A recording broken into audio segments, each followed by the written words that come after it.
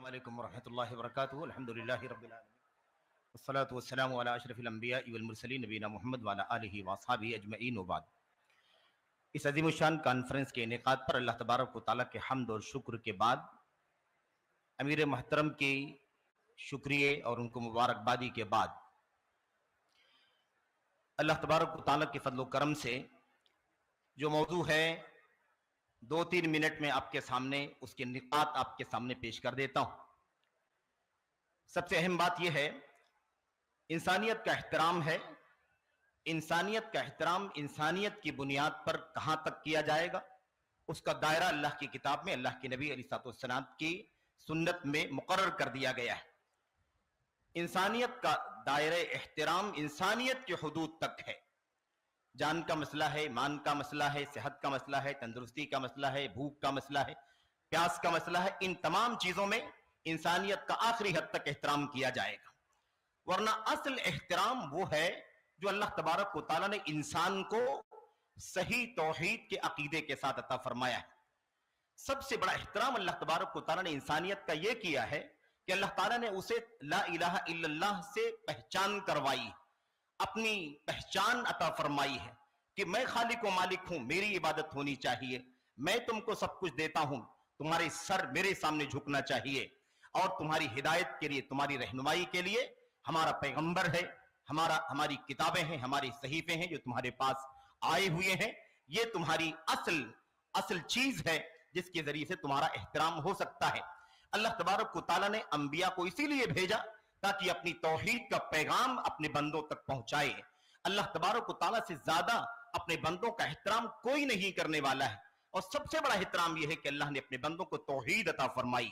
سب سے بڑا احترام یہ ہے اللہ تبارک و تعالیٰ کی طرف سے اپنے بندوں کے حق میں کہ اللہ تبارک و تعالیٰ نے رسالت سے نوازا، جس کے ذریعے سے اللہ تعالیٰ کو پہچان سکیں، اس کی مرضیات کو پہچان سکیں، اس کی ناراضگی کو پہچان سکیں، وہ حق اور ناحق کو پہچان سکیں، اپنی بھلائی کو، اپنے نقصان کو، فساد کو، صلاح کو پہچان سکیں۔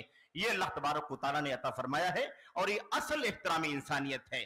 اس لیے ہمارا دائرہ احترام انسانیت کا کبھی بھی آؤٹ نہیں ہونا چاہیے، تجاوز نہیں ہونا چاہیے، پھلانگنا نہیں چاہیے۔ یاد رہے، ہمارا یہ اسٹیج جماعت اہل حدیث کا سب سے زیادہ مقدس اسٹیج ہے، اس کا تقدس ہمیشہ باقی رہنا چاہیے، خلط ملط نہیں ہونا چاہیے۔ ایسا نہ ہو کہ اس مقدس اسٹیج سے رواداری کے نام پر، احترام انسانیت کے نام پر کوئی کہے کہ بندہ خدا بن جاتا ہے۔ یہ کسی طرح سے روا نہیں ہے، جائز نہیں ہے، اس کی کوئی گنجائش نہیں ہے، کیونکہ ہم اپنے اصل سے پھر ضائع ہو جائیں گے، اصل کو برباد کرنے والے ہو جائیں گے۔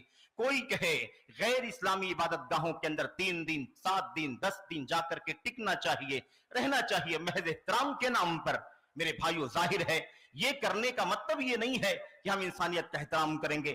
اگر ہم نے اس کو کہیں جگہ دے دی تو ہم خود سب سے زیادہ ذلت اور پستی کے آخری سطح میں پہنچ جائیں گے۔